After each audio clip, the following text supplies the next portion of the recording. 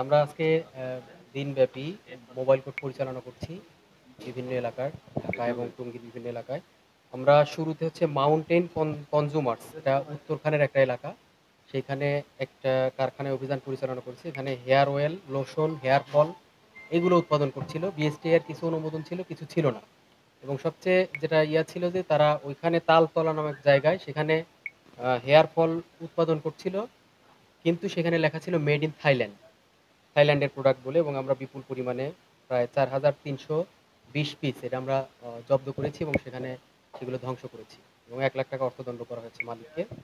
আর এইখানে আপনারা দেখতে পাচ্ছেন এই যে একটা ল্যাব, এখানে এটা লতা হার্বাল, এদেরকে ৳৫,০০,০০০ অর্থদণ্ড করা হয়েছে।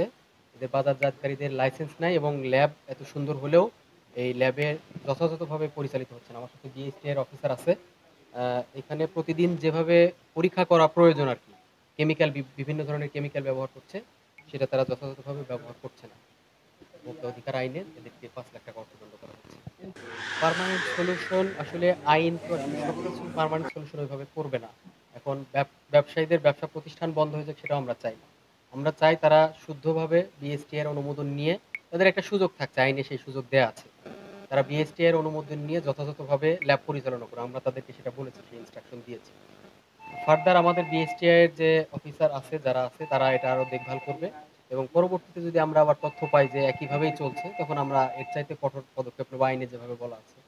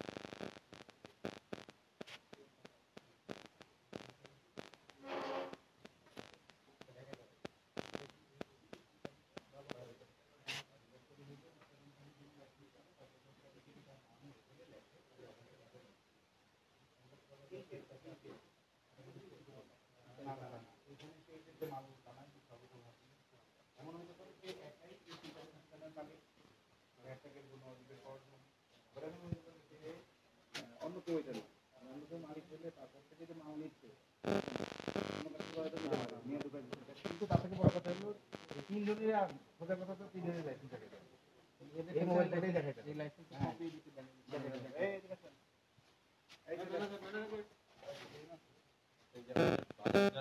এই বেটার অ্যাসোসিয়েশন সব কম এলসিআই প্রাইভেট কম লতা কসমেটিক্স ইন্ডাস্ট্রি এই তিনটা দিয়েছে লাইসেন্স এটা মানে এই ব্যাটারের ওনার কাছে আমার